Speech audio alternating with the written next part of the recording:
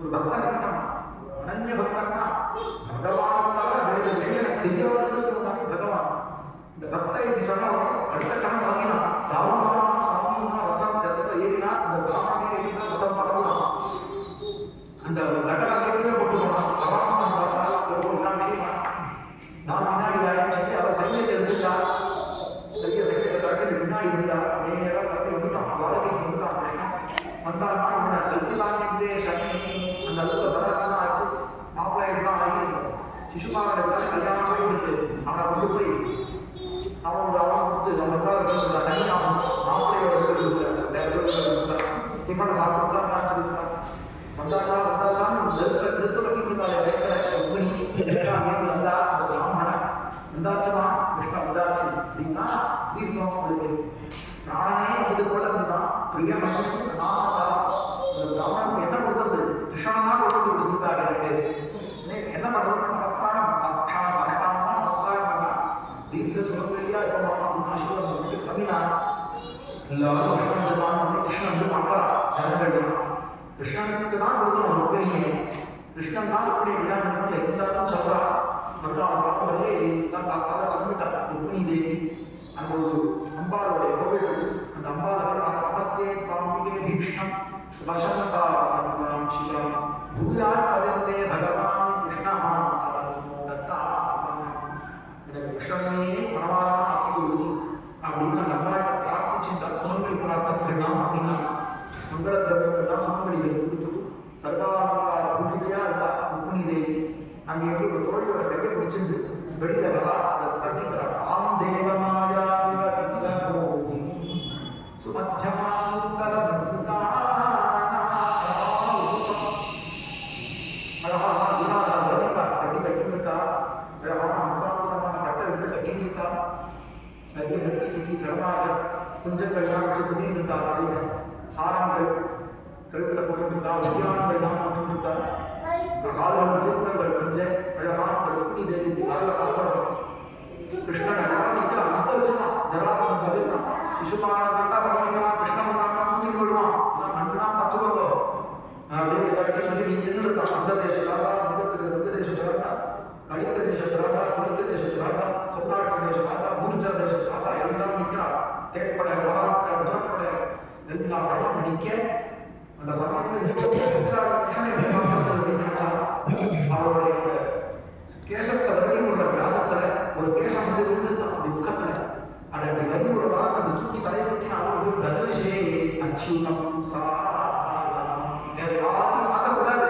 ஏன் விஷயம் பார்க்கணும்னு நினைச்சா தலையை தூக்கினாலும் லட்சுமிதான் பகவான் சச்சன்னு ஓடி வந்தான்.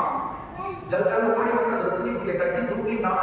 ஜல்தல் ரதத்தை உட்கார கௌரவமாக அப்படின்னா ரதம் மறந்தது. எல்லாரும் என்ன பண்ணாங்க? விஷயம் எல்லாம் நன்னா பார்த்துட்டு இருக்காங்க. இப்ப போய் எடுக்கல எடுக்கல சண்டை போடவே வரல. நன்னா தான் இருக்கு. ஜவா பண்ணா கேட்கல வேண்டாம்.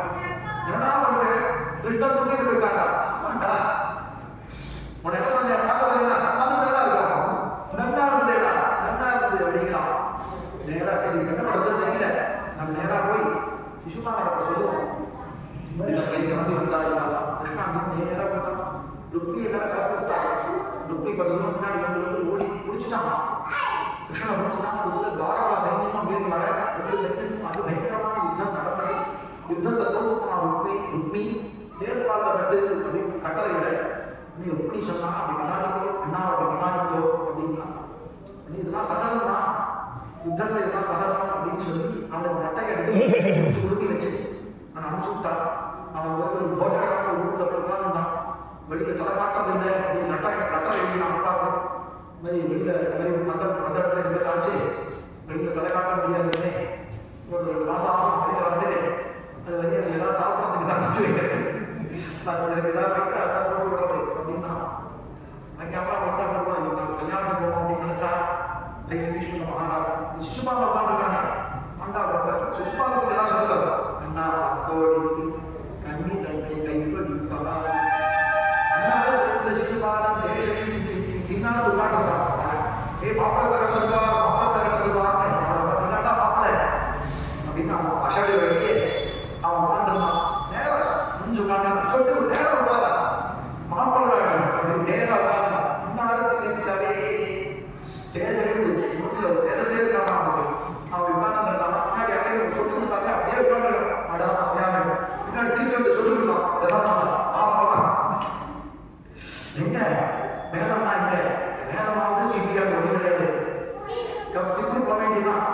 எங்க போகுது?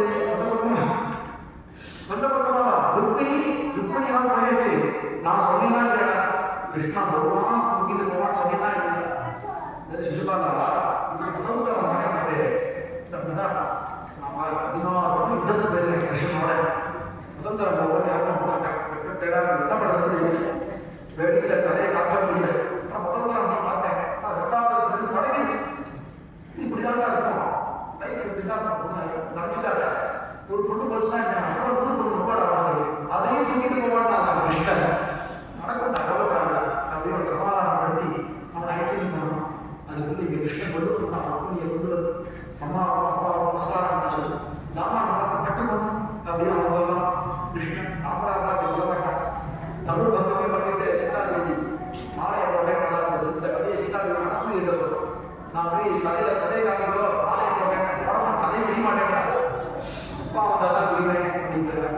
ஆனா இப்போ கொண்டு வந்து கொஞ்சம் பார்த்து நல்லா மாற்றமா அப்படிங்கிறேன். கல்யாணம் பெருசா மண்டபம் ஏற்பாடு பண்ணா சகஸ்ர மண்டபம் சகஸ்ரத்தும் இருக்கிறது. 1000 மண்டபம் விஸ்வகர்மா நிர்மாணம் பண்ணியிருக்கார். அதுல வந்து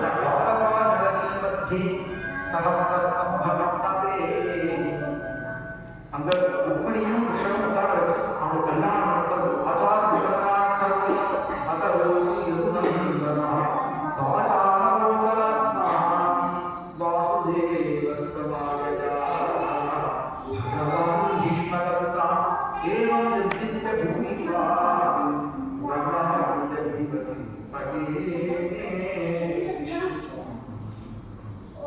எல்லாரும் வந்திருக்காங்க.